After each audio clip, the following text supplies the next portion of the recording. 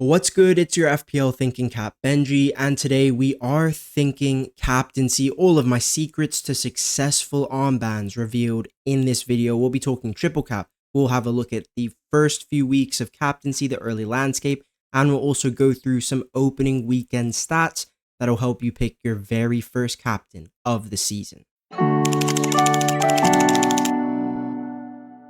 Okay, so we're going to start with the keys to captaincy success. First up, what kind of players should you be captaining in FPL? First up, you want to be captaining talisman from the best attacks. Pretty easy, pretty simple to understand. Mo Salah from Liverpool, Erling Haaland from City, Cole Palmer from Chelsea, maybe Victor Gyökeres / Bukayo Saka from Arsenal. Best attacking teams in the league, the talismans from those sides. That's who you want to be captaining, getting double points from. Now, you want players who are on pens, set pieces. Don't be captaining open play guys too much. If you want to do, once or twice during the season, that's okay. Is it optimal? Probably not. But it also, if you look down, back your gut. Of course, be open-minded to what others are saying, but in the end, the final decision has to be yours alone. And the more you make that final decision by yourself, the more your gut sense and your gut feeling for players returning GA improves, right? So make sure that you are also making that decision yourself. And yeah, stick to guys who are on pens, set pieces, get those extra routes to points from dead ball situations, and make sure your players are nailed to play as close to 90 minutes as possible, really. And there's a lot of 90-minute assets in the game at the moment. Importance of EO. What is EO? If you're a bit of a FPL rookie, I'm sure EO is not very familiar of a term to you. EO is effective ownership, basically. So it's a calculation which you can find on a bunch of websites, free websites, of how highly owned a player is. Let's say, for instance, Mo Salah against promoted side. That guy's EO is going to be over 200% in a regular week. 200% EO means you're going to get absolutely destroyed if you don't own him and he smashes. 150, that's still really high and they'll hurt you, but they're not going to absolutely obliterate your rank. And why is it important to understand and check EO week to week?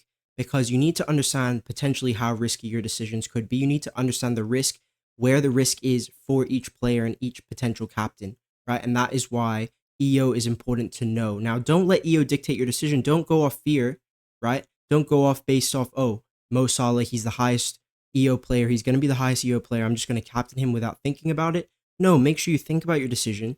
It should be a factor, but not that strong of a factor in your entire captaincy decision in that week. Of course, then we have 3. Make sure you're open-minded, guys. Be open-minded. I don't mind if you have a strong opinion on a captain.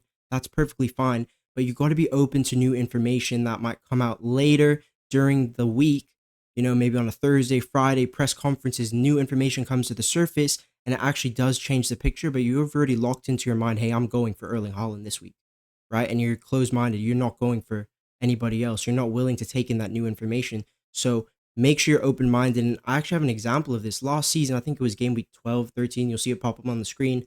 I had Erling Haaland in at first in my weekly captaincy rankings, and I had Mo Salah in at second. We had news on the Friday that Mateo Kovacic was injured and he wasn't fit for the Tottenham game. Immediately when I saw that news, I put official ranking change out there that Mo Salah up to 1 and Erling Haaland down to 2. What happened that week? Erling Haaland blanked. Spurs smashed City at the Etihad 4-0, and Mo Salah got, I think it was 2 GA, and he was the best captain in that week. So there's just an example of why you always need to be open-minded if new information does come to the surface.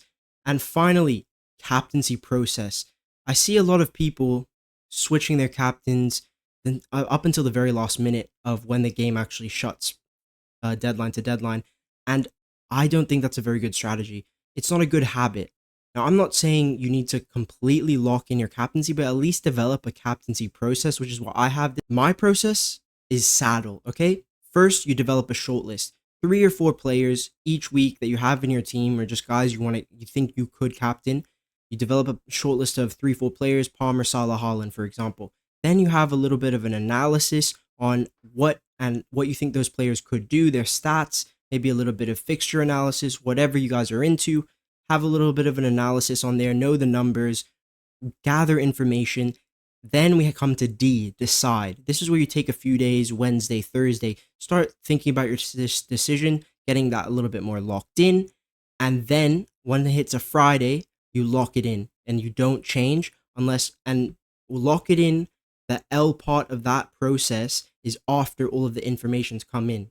So basically, S, shortlist early on in the week, few days during the week, analyze, last few days coming into the deadline, decide. And once you've decided with all of the information possible from press conferences, that's when you lock your captain in.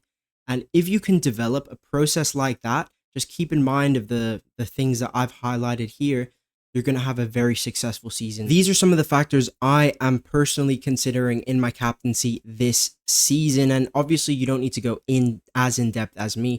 I am Mr. Thinking Cap, so we need to have a very in-depth, detailed analysis on captaincy week to week if we're giving out advice. So obviously, you don't need to have all of these stats and track all of this. We'll do that for you.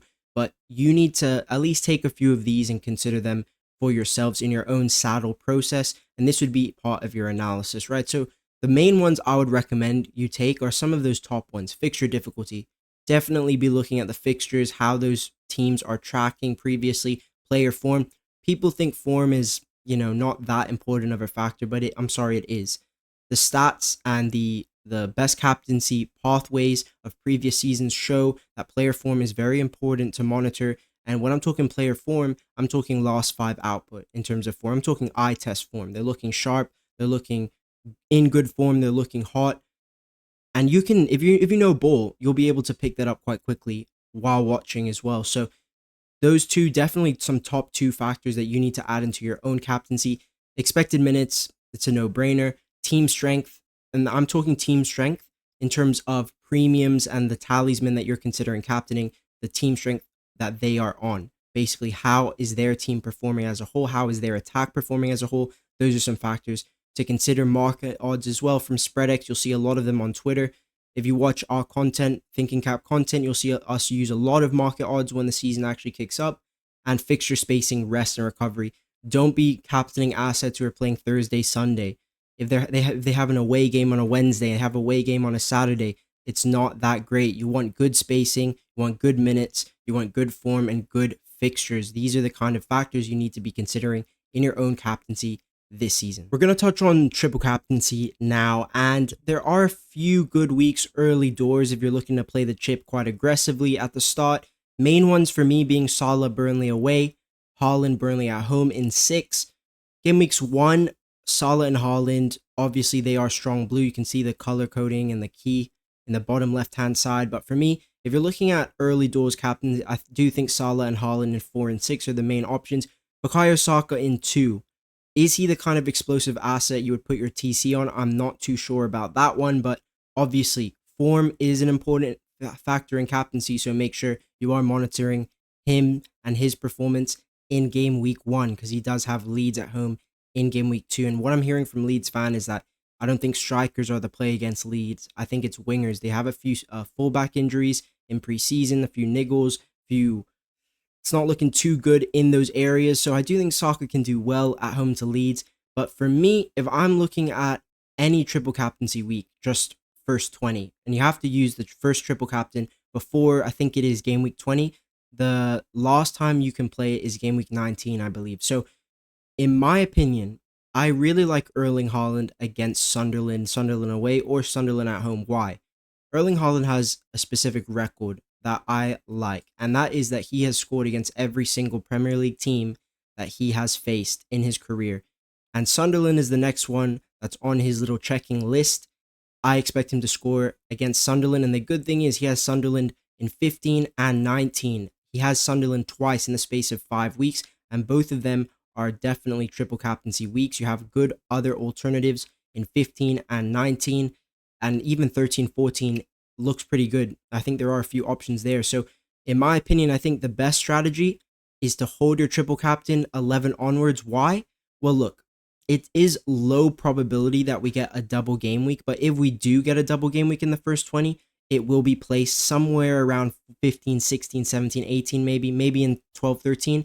If we have a double game week, TC is one of the most flexible chips we have, right? It's very easy just to throw in any week. Whereas you compare that to a bench boost where you need to focus on 15 players, compare that to a free hit where you really want to maximize it, compare that to a wild card where you want to use that for a long-term strategy. I think TC is the best possible chip to maximize a surprise double. And this is why I'm saying there's lots of good windows, 15, 16, 17, 18, 19, good windows there. So which is why I would definitely be saving the triple captain till later in the season. If you want to use it aggressively, I think probably Erling Haaland against Burnley at home is the best option in my opinion in the first 10. The problem with that is, are you going to buy Erling Haaland in 6 or are you going to free hit him in? If you free hit him in, you can't triple captain him as well. You need to own him off the rip, or you need to buy him in 5 or buy him 4-6. And I think buying him 4-6 makes a little bit more sense because he has Arsenal away in game week 5. Obviously, there are other players you can consider for triple captaincy, but these are some of the main ones where I think they have the routes to points, they have the talismanic potential, and they have the explosive potential historically to do well and warrant your use of the TC. So for me, if you're looking aggressive play, I think game week 6 for Haaland is the play. If you want to go Salah, Burnley away is okay in 4. The issue is it is straight off an international break. There is an international break between game weeks 3 and 4. Are you going to be captaining Salah off of an international break? I'm not too sure that I would feel comfortable doing that. But yeah, I mean, it is something to consider. I still prefer Erling Haaland in 6. I think Victor Gyökeres, one to keep in mind. He is a very form patch player. If you haven't checked out my best premiums video, go check that out now to see what kind of asset Victor Gyökeres is and will be in FPL. I'll put a link to it at the end of this video, so go and check that out. But yeah, summary, Haaland in 6. My opinion with the TC, save it till 10 onwards because it's a flexible chip. You can use it if there's a surprise double. I also think if you're getting any guaranteed GA, I think Haaland against Sunderland is the next on his list of Premier League teams to score against. So those would be my options personally. If you want to go for a Cole Palmer, I would probably say Sunderland in 9 looks okay, but let's see which defenses look the worst out of the promoted sides first. All right, so what you guys have in front of you here is the historical records for all of these players in match day 1 in the previous, I think it is 8 seasons.